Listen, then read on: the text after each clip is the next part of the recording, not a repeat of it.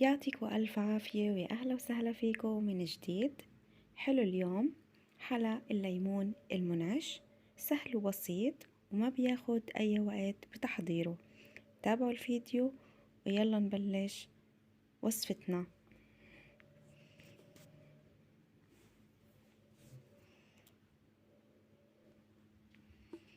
أول شي عندي هون باكيتين من البسكوت، كسرته ورصيته بالصينية مثل ما انتو شايفين. وهلأ راح نعمل الطبقة الثانية وهي طبقة المهلبية.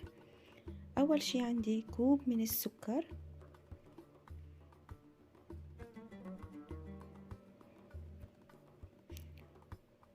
وراح أضيف معلقة من الكاستر،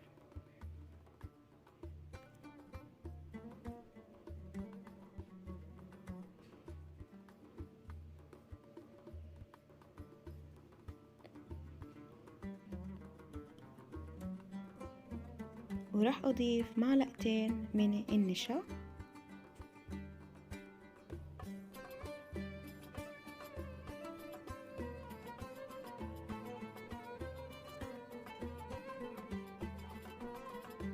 وهلأ راح نحتاج حليب سائل. راح نضيف كوبين من الحليب السائل، ولو مش متوفر عندكم حليب سائل استبدلوه بالحليب البودرة. منضيف معلقة ونص حليب بودرة على كوب من المي. تمام هيك. وراح أضيف نص كوب من عصير الليمون،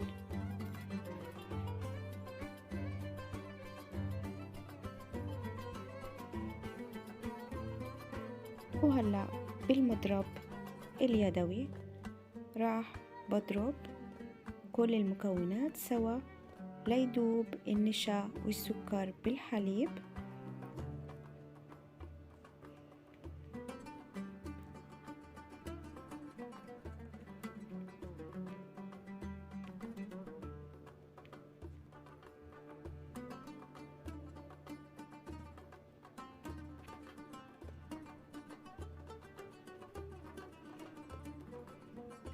تمام هيك.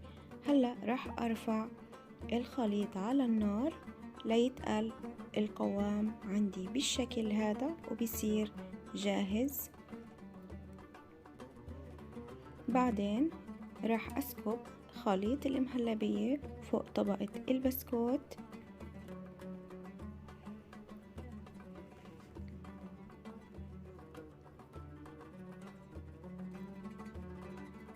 تمام هيك صارت جاهزة. بتركها على جنب وبعدين بزينها وبدخلها على البراد تقعد شي 3 ساعات، وبعدين بقدمها.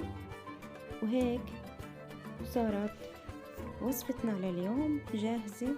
إن شاء الله تكون عجبتكم، ولا تنسونا من اللايك والاشتراك بالقناة وتفعيل زر الجرس ليوصلكم كل جديد.